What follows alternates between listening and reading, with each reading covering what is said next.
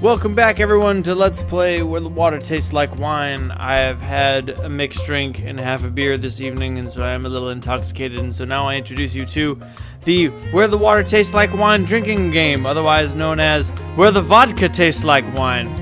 Every time we collect a story, take a drink. Every time we improve a story, take 2 drinks. Every time we move someone, you reuse that image. Every time we move a character from one chapter to the next, finish your drink. And by the time you're finished with that vodka cranberry, it will taste like water. What's the matter, man? Story about the mysterious woman preaching the gospel to all who will listen. It's all made up. Sounds like nonsense to me for sure. Alright. Let's get around this mountain.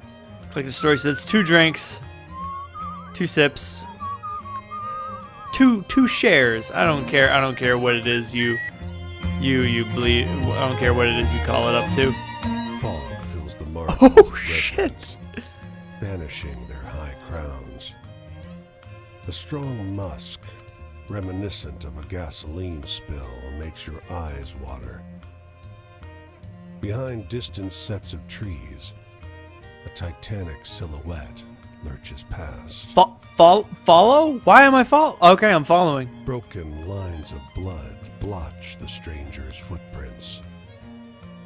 You come upon a maimed elk, whose sundered antlers have left behind patches of exposed tissue. The sediment-covered corpse seems to have been dragged some considerable distance. What in the hell? The silhouette of the stranger looms at the edge of visible forest. You feel the weight of their eyes upon you. I'm bold, I'm 2 sheets to the wind, and I'm glad you're gone. I call out to the figure. The stranger doesn't respond. They turn and walk into the fog. The stranger in the woods. What is this? Oh, okay, so stories I've already found have other events. Car crammed with well-dressed vacationers pulls up at the gas pump. Fill me up, will ya? The driver draws a thick transatlantic affect. You oblige. He tips pretty well, then roars off down the road, fine leather bags bouncing and rattling off the roof. Okay, so when I go to houses that have been marked with an X, that means, I assume it means that I've already collected the story from that location. And as such, I can then acquire something else, presumably money or food or rest. I'll remember that. Alright, I am gonna head northwest real quick, collect these 2 tails, take a little break there, and then head south down the western seaboard. Timber! You hear the splintering crack of old growth breaking. A tall, broad man looms in the clearing. He casts a shadow almost as long as the trees. A handful of other men gaze at him with admiration. A slate-blue bull stands to the side, slowly chewing on a patch of grass. Paul, how the hell are you? God damn! Shouts the second largest man, scratches his beard. Come on, stranger, give it a shot. Try your arm against old Paul here. He gestures to an axe lying atop a jagged stump. A couple laughs flow through the crowd. Chop. You strike out at a reedy spruce. The axe thwacks into the trunk and roots there. You wrench it out and swing again. Your rhythm is shattered by wood splintering. Your opponent has just cut through 2 thick evergreens growing close together in one fluid movement. Hey, this ain't necessarily a contest. It's just to see how many trees can he chop to mine. Keep chopping. Thwack, thunk, thwack. The huge lumberjack is cutting a circle around you, barely stopping to let one tree fall before he strikes another. The bearded man shakes his head, watching with amusement. At last, your tree falls. The bearded man steps forward and shakes your hand. Don't feel bad. No one can match him. I'm not even sure he's human. He looks at the woodcutter, now scratching the ox's ears. You gave it your best. That counts for something. Thanks. The woodcutter with incredible strength. Obviously a reference to ye old Paul Bunyan. What do we have at this lighthouse? The inn is the only respite from the rain outside. Enormous trees dwarf even the largest buildings and homes here, and the inn is no exception. But you find its interior as dark as the forest outside. Oh boy, we got a tower tale. Let's look No around. one is behind the bar. The quiet of the night is broken by the sound of glass crashing into the floor. A huge black tomcat, its coat taking on a moonlit sheen, laps experimentally at the high-proof hooch that it just spilled. I'm gonna keep watching. The cat pads silently into a darkened doorway, entering the back room of the inn. Its tail swivels behind it hypnotically as it moves deeper into the shadows. Follow the cat. What could possibly go wrong? You light a match to see by in the darkness, but you still nearly trip on her. A woman, presumably the landlady, her eyes gone glassy and foggy. And on her chest is that damned cat, snout to her face, sucking in the air from her dead lungs. Oh, that's bad news. The landlady's cat, which could have been a tale of an alcoholic cat, but transformed into the tale of a cat, like with a dead woman. Okay, so apparently those only give money. But, not that I'm gonna complain.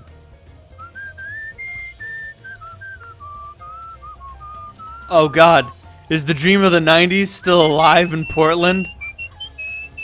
Oh shit, where do I cross? That's a crossing up ahead. Presumably if I could hitch a ride, I'd be able to get... Oh, hey now. I'd be able to get across the bridge, but considering I can't, I should just as well hoof it. Cross, please. Do the dingle, skeleton. Alright, what do we got? Bang! The screen door clangs in the wind. Downstairs, you hear low murmurs. The wind again? Or voices? You were sure this house was deserted. Well, not anymore. Let's investigate. In the living room, two young women are entwined atop a sleeping bag. One has her hands tangled in the other's bright red hair. I can't believe we found another haunted house. The red-haired girl laughs. A floorboard creaks under your feet. Is it a ghost? One yells.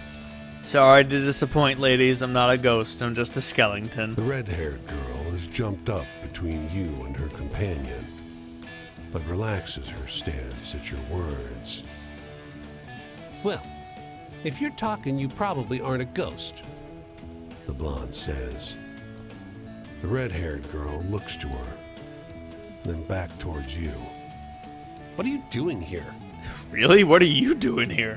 I'm shacking up for the night. The other girl draws up straight, We emphasizing the word. are having an adventure. The red-haired girl squeezes her hand. She turns back to her companion, her eyes shining. Your presence goes unnoticed as the two resume their hushed conversation. Well, if you don't mind, me is taking a nap. Move on. The two girls in the haunted house. Oh geez, what are we up to? 6 portions? After gossiping for a while about the weather and the crops and the state of the world, all bad and getting worse, of course, he takes a different track. You look like someone who likes a good story. Try this one on for size. I'm listening. After loudly and repeatedly clearing his throat, he tells you the story of the apple orchard planter who planted 10,000 trees. It sounds a lot like the story of John Chapman, Johnny Appleseed as it were, his orchard and his dog, but some parts changed and other parts added. Listen to the tale.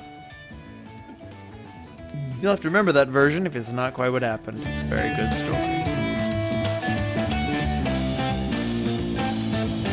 Alright, what do we got here? The creature loomed Oh my in the God! clearing. Blood spattered around its maw. One enormous paw still buried in the flesh of the man sprawled beneath it. The grizzly spots you. Even at this distance, you can see its yellowed fangs. Slowly, deliberately, it begins to advance on you. I've got enough tower stories, I think. I picked up one earlier, so I'll climb a tree. A knot in the trunk gives you a handhold, and you haul yourself up to the safety of the branches. The grizzly circles your tree several times, but makes no move to climb it. Eventually satisfied you pose no threat, it wanders off. Let's climb on down then. You are alone with the dead man. Beneath the terror of his final expression lurks surprise. The bear will return, or else the crows will take him. He belongs to the earth now. A branch snaps. Your pulse jumps. The forest does not want you here. Best to move on. The bear that preys on travelers. What do we got here? A weathered man unties a fishing boat from its mooring. You heading out to fish? Can rent you a boat if you like. The lake's well stocked, but He isn't smiling anymore.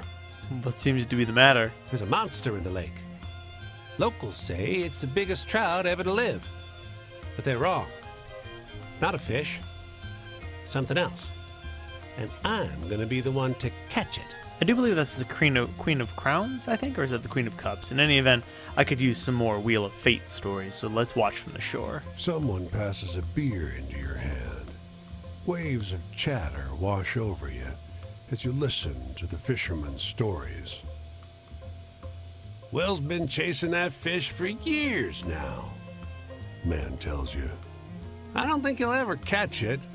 It's good fun to watch him try.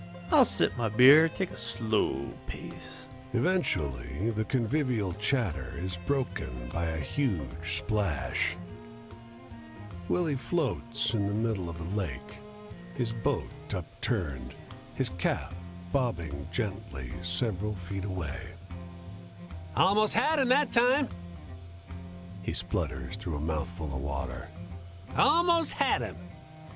Let's move on. The man obsessed with the fish.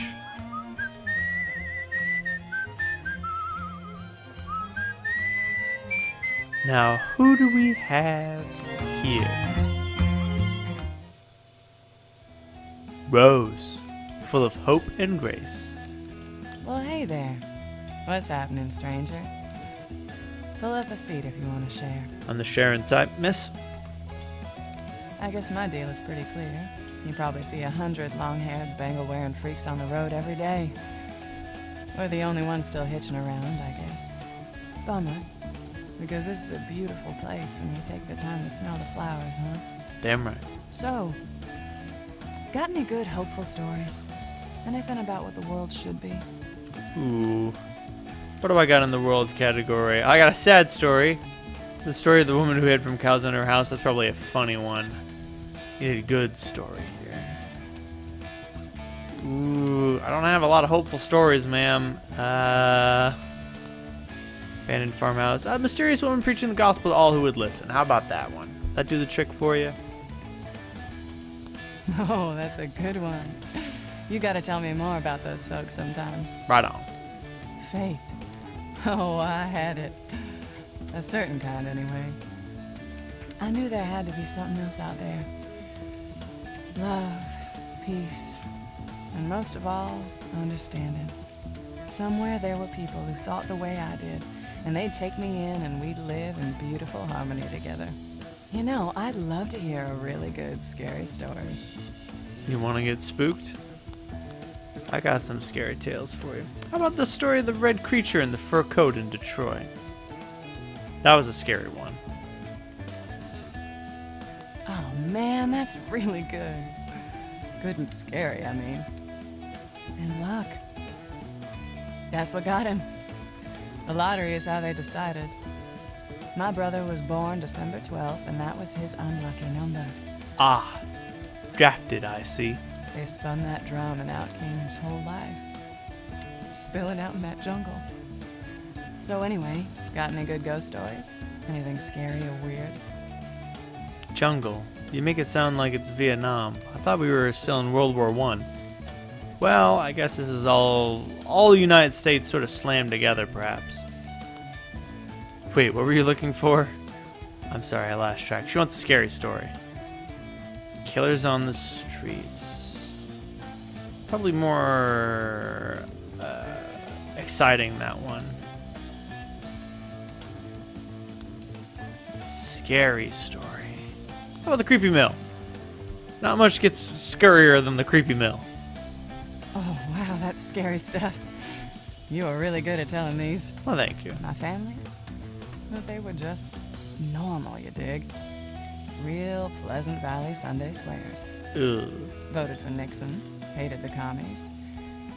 But in the same way everyone did. Yeah, she's definitely a flower child, which means she's sort of from our future, but hey, I've seen that strange bus, you know? Timelines are getting mixed around here in this America. And I did get this mission from the devil, who was a man with a wolf's head, so, you know. Anyway, you got any good hopeful stories about the world becoming a better place? That I do. How about the story of the seagulls? Tell me about the future, ma'am. Oh, that's good. I'll share that one when I get back home. The future. I used to think it was all so clear, so inevitable. It was the dawning of a new age, remember that?